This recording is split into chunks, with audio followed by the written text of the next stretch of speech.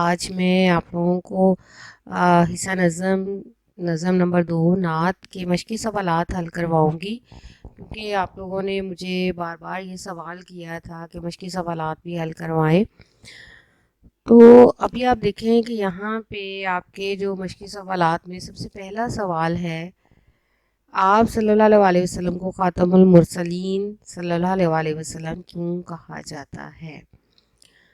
تو بیٹا امتحانی نقطہ نظر سے جب ہم دیکھتے ہیں تو جب کوئی ایسا کہتا ہے اے رسول امی خاتم المرسلین، تو وہ پیغمبر اسلام کے مقام کو تسلیم کر رہے ہوتے ہیں، جو انسانیت کی طرف رہنمائی کے لیے خدا کی طرف سے بھیجے گئے آخری نبی ہیں، اور ختم نبوت کے سلسلے کو مکمل کرنے میں ان کے کردار کے لیے گہرے احترام کی عکاسی کرتا ہے۔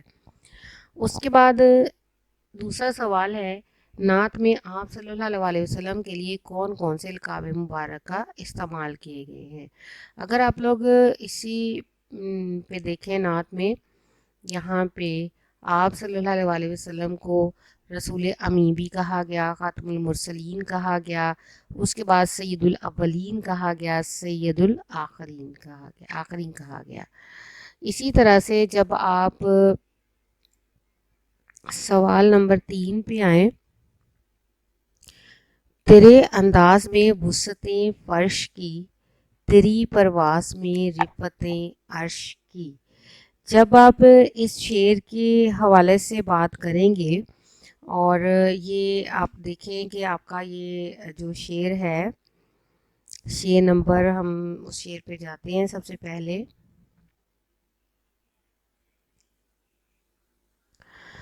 یہ دیکھیں آپ بیٹا، یہاں پہ آپ لوگوں نے تیرے انداز کی جب بات ہوتی ہے نا، تو آپ صلی اللہ علیہ وسلم کے اخلاق کی بات ہوتی ہے۔ آپ صلی اللہ علیہ وسلم کا انداز، آپ کا اخلاق، آپ صلی اللہ علیہ وسلم کے انداز میں وسعتیں جو ہے وہ بات ہو رہی ہے، یہ کہ آپ کے انداز جو ہے آپ صلی اللہ علیہ وسلم کا، ایسی ہستی ہیں، عرش یعنی دنیا کی ساری رونقیں، ساری خوشیاں، رنگینیاں، سب کچھ آپ صلی اللہ علیہ وسلم کی وجہ سے ہے۔ اور آپ صلی اللہ علیہ وسلم کی ذات کا فیض اتنا وسیع ہے کہ اس پوری کائنات کو سمیٹ لے، اور ساری کائنات کی رونقیں صرف اور صرف آپ صلی اللہ علیہ وسلم کے وجود سے ہیں۔ آپ صلی اللہ علیہ وسلم کا انداز یعنی اعتبار، کردار، اخلاق کی بات ہو تو آپ صلی اللہ علیہ وسلم کا حسن عمل اعلیٰ اخلاق کے پیکر ہیں۔ خود خالق پروردگار فرماتے ہیں، بے شک اے نبی آپ بلند اخلاق کے مالک ہیں۔ اسی طرح سے جب بات ہوتی ہے فرش کی بات تو ہو گئی، تیرے انداز میں وسعت فرش کی، تیری پرواز میں رفعت عرش کی۔ اب اس سے یہ مراد ہے کہ آپ صلی اللہ علیہ وسلم کی جو رحمت ہے وہ صرف دنیا کے لیے نہیں ہے، بلکہ آپ صلی اللہ علیہ وسلم کی جو پرواز ہے یا پہنچ ہے وہ سدرۃ المنتہا تک ہے۔ یعنی آپ صلی اللہ علیہ وسلم وہاں تک بھی پہنچے ہیں جہاں تک اس کائنات کے اندر موجود کوئی بھی انسان نہیں پہنچ پایا۔ یعنی آپ کی پرواز، آپ کی پہنچ، آپ کی اپروچ، آپ کی بلندی کا وہ مقام جہاں پہ حضرت جبرائیل امی بھی جو تھے وہ آگے جانے سے معذور تھے، آگے نہیں جا سکتے تھے، اس سے آگے آپ صلی اللہ علیہ وسلم کا مقام ہے، یعنی سدرۃ المنتہا سے بھی آگے آپ کا مقام ہے، اور آپ کو اللہ تعالیٰ نے بہت بلندی عطا فرمائی۔ اب نعت میں موجود ہم قافیہ الفاظ کی نشاندہی کریں، ہم پھر اسی پہ جاتے ہیں۔ دیکھیں، ہم قافیہ الفاظ وہ الفاظ ہوتے ہیں جن کی ایک ساؤنڈ یعنی ایک ہو۔ یہاں دیکھیں، خاتم المرسلین، صدق و یقین، اور اس کے بعد حسین، سید الآخرین، زیر نگین۔ اس کے بعد دیکھیں یاسمی، کریم، اور نہیں، یہ سارے آپ کے ہم قافیہ الفاظ ہیں۔ پھر ہم دیکھتے ہیں اگلے سوال پہ، آپ صلی اللہ علیہ وسلم کی مدحت شاعر کی دسترس میں کیوں نہیں ہے؟ تو بیٹا شاعر جتنا بھی آپ صلی اللہ علیہ وسلم کی تعریف کر لے، لیکن آپ صلی اللہ علیہ وسلم کی تعریف تو مکمل ہو ہی نہیں سکتی۔ آپ کا سراپا، آپ کے اوصاف، آپ کے اندر اتنی خوبیاں موجود ہیں کہ اس پوری کائنات کو کہتے ہیں نا کہ ایک تھوڑا سا حصہ جو ہے آپ کے حسن کا عطا کیا گیا، آپ کے اخلاق کی بات ہو، یعنی تمام خوبیوں کے اوپر پہنچ شاعر کی نہیں ہے. اس لیے شاعر کہتا ہے کہ میں آپ کی سراپا کی تعریف کرنا چاہتا ہوں لیکن میں تعریف نہیں کر پا رہا. صحیح طریقے سے مکمل طور پر آپ صلی اللہ علیہ وسلم کی تمام صفات کو ایک نظم یا ایک نعت کی صورت میں لے آنا یہ اتنا آسان نہیں ہے. اسی طریقے سے دوسری بٹا بات آپ لوگوں نے غور طلب جو ہے وہ میں بتانا بھول گئی شاید لیکچر میں. یہ جو نظم ہے آپ کی، اس کی حیت جب آپ غور کریں گے تو یہ آپ کی غزل ہے. کیونکہ دیکھیں غزل کی جو کوالٹیز ہے، مطلع اس کے اندر موجود ہے. دونوں مصرے آپ کے ہم کافیاں ہیں. اے رسول امی خاتم المرسلین، تجھ سا کوئی نہیں، تجھ سا کوئی نہیں. ہے عقیدہ یہ اپنا بصدق و یقین، تجھ سا کوئی نہیں، تجھ سا کوئی نہیں. تجھ سا کوئی نہیں یہ آپ کا ردیف ہے، اور خاتم المرسلین صدق و یقین یہ آپ کا قافیہ ہو گیا. تو یہ جو ہے نا یہ مطلع ہے. اسی طریقے سے یہ اشعار کی صورت میں ہے، اور یہ غزل کی اس کے اندر جو ہے وہ تمام کوالٹیز پائی جاتی ہیں. اس وجہ سے آپ کی یہ نظم جو ہے یہ غزل ہے. موضوع کے لحاظ سے تو یہ نعت ہے، لیکن حیت کے لحاظ سے یہ آپ کی اس کی حیت غزل ہے. حمد کی حیت بھی غزل تھی اور اس کی بھی غزل ہے. اسی طریقے سے جب ہم آگے دیکھتے ہیں نعت کے پہلے شعر میں کون سی صنعت استعمال کی گئی ہے. اب آپ دیکھیں پہلے شعر کو آپ لے آئیں. شعر نمبر 1 پہ اے رسول امی خاتم المرسلین، تجھ سا کوئی نہیں، تجھ سا کوئی نہیں. اس میں جب آپ تھوڑا سا غور کریں گے نا تو یہ یہاں پہ ہے عقیدہ یہ اپنا بصدق و یقین، تجھ سا کوئی نہیں، تجھ سا کوئی نہیں. صنعت تکرار کا استعمال کیا گیا ہے. اسی طریقے سے جب ہم در ثمین کون سا مرکب ہے، توصیفی، عطفی، عددی یا اضافی. کیونکہ یہ جو ہے یہ اضافی ہے. اے ازل کے حسین، اے ابد کے حسین. اس کے اندر جب ہم دیکھتے ہیں تو بظاہر تو میں ازل اور ابد یہ آپس میں متضاد الفاظ ہیں، اس لیے یہ سند تضاد ہے. لیکن جب ہم تھوڑا سا اور غور کرتے ہیں، کا لفظ دو دفعہ آ گیا کہ حسین، یہ تکرار بھی ہے. سکہ رواں ہونا اہل زبان کے حوالے سے کیا ہے، روزمرہ ہے، محاورہ ہے، کہاوت ہے، یہ ضرب المثل ہے، تو یہ محاورہ ہے. پھر اس کے بعد توبہ توبہ نہیں کوئی تجھ سا کوئی نہیں. یہاں پہ دیکھیں یہ ندائیہ کی علامت استعمال ہوئی ہے اور اس کے بعد یہ سکتہ استعمال ہوا ہے، اس لیے یہ بھی آپشن آپ کا ٹھیک ہے، سکتہ اور ندائیہ. اب بیٹا سوال نمبر 3 جو ہے، مشہور شاعر اور نعت خواہ مظفر پارسی کی آواز میں کوئی نعت سن اور اس کے محاسن کی نشاندہی کریں. یہ آپ لوگوں نے سننی ہے اور آپ لوگوں نے اس کے شعری محاسن کے بارے میں بتانا ہے. نعت کے شعر نمبر 3 کو غور سے پڑھیں اور اس کا مرکزی خیال لکھیں. یقیناً آپ لوگ یہ لکھ سکیں گے. شعر نمبر 3 کا مرکزی خیال، شعر نمبر 3 آپ دیکھ لیں. بزمیں کو نین پہلے سجائی گئی، پھر تیری ذات منظر پہ لائی گئی. سید الاولی سید الآخری، تجھ سا کوئی نہیں، تجھ سا کوئی نہیں. آپ صلی اللہ علیہ وسلم کے لیے پوری کائنات سجائی گئی ہے. آپ وجہ تخلیقی کائنات ہیں. آپ اس کائنات سے پہلے آپ کا نور موجود تھا اور سارے نبیوں میں آپ سب سے آخر میں آئے ہیں. یہ اس کا مرکزی خیال ہے. اسی طریقے سے نیکسٹ جب آپ آگے چلتے ہیں،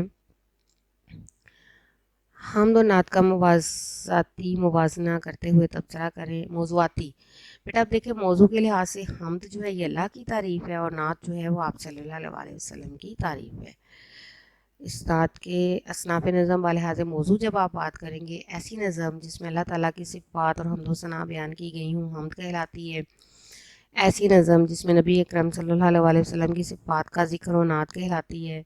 ایسی نظم جس میں ملک و ملت کی محبت، جذبے اور احساسات کا ذکر ہو قومی نغمہ یا ملی نغمہ کہلاتی ہے.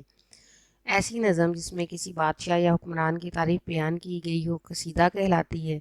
ایسی نظم جس میں کسی بادشاہ یا حکمران کی تعریف بیان کی گئی ہو قصیدہ کہلاتی ہے.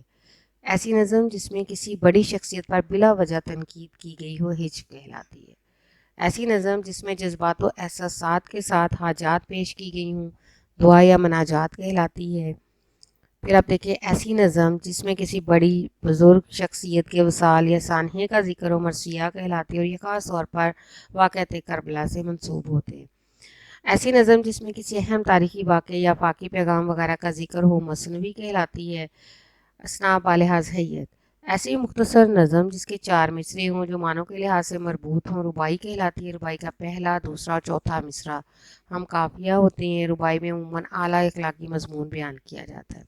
مخمس ایسی نظم کو کہتی ہیں جس کا ہر بند 5 مصروں پر مشتمل ہوتا ہے۔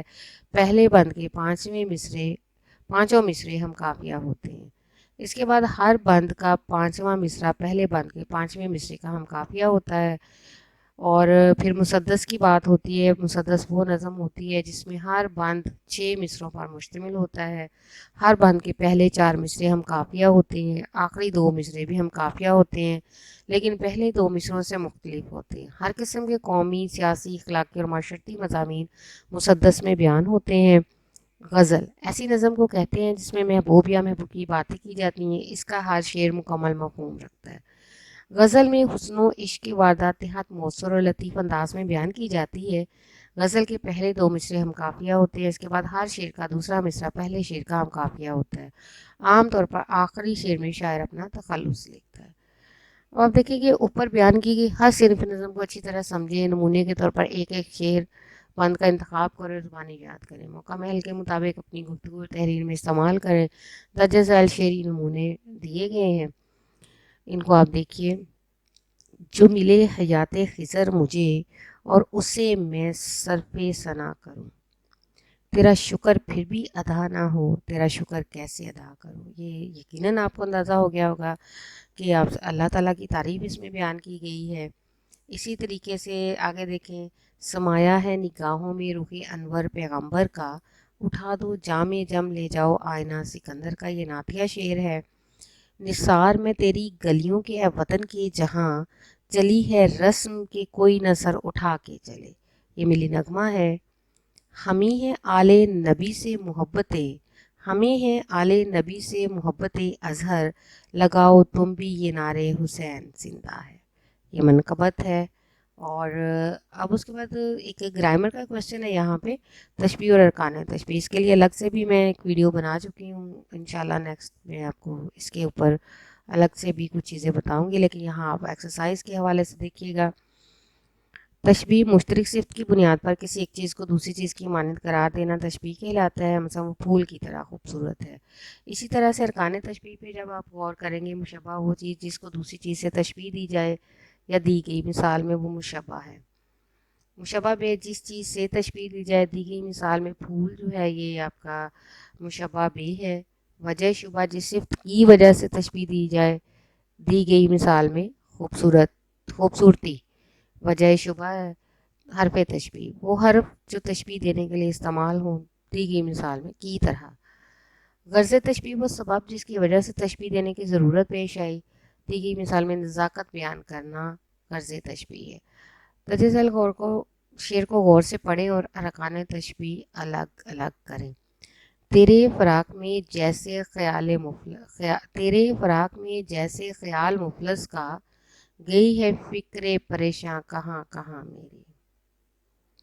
تیرے فراق میں، تیری جدائی میں، جیسے خیال مفلس کا، غریب کا خیال، گئی ہے فکر پریشاں، انسان کی پریشان فکر جو ہے وہ کہاں کہاں جاتی ہے، بھٹکتی ہے، جاتی ہے۔ جدائی میں محبوب کی یہی ہوتا ہے۔ تو جیسے اس میں آپ کے دیکھیں حرف جو ہے وہ تشبیہ ہے، جیسے خیال مفلس کا، اور فکر پریشانی فکر کی بات ہو رہی ہے، مفلس کا خیال ہے، تو یہ آپس میں یہ بیٹا تشبیہ ہے۔ مشبہ بے، حرف تشبیہ۔ تو اب وجہ جو ہے وہ پریشانی ہے، بیسک وجہ تو اس کے درمیان یہی بنتی ہے، اور پریشانی کو بڑھا چڑھا کر پیش کرنا جو ہے شاعر کا یہاں پہ غرض تشبیہ آ گیا۔ تو بیٹا اب آپ لوگوں کے لیے ایک سرگرمی ہے جو آپ لوگ ضرور کیجئے گا۔ سیرت النبی صلی اللہ علیہ وسلم کے موضوع پر 3 منٹ کی زبانی تقریر تیار کریں۔ اب انشاءاللہ مجھے امید ہے کہ یہ بیٹا آپ کے تمام کتابوں کے اندر یہی والے تشبیہ، استعارہ یا کویسچنس یہی والے دیے گئے ہیں، کین ٹیب کی بک میں بھی، اور اسی طریقے سے آپ کی بیٹا یہ ایس ایل او بیس ہونے کی وجہ سے بیسیکلی میں نے انہی چیزوں کو میں لیتی ہوں جو آپ لوگوں کے فائدے کے لیے ہوں یا جہاں سے مجھے بہتر لگیں۔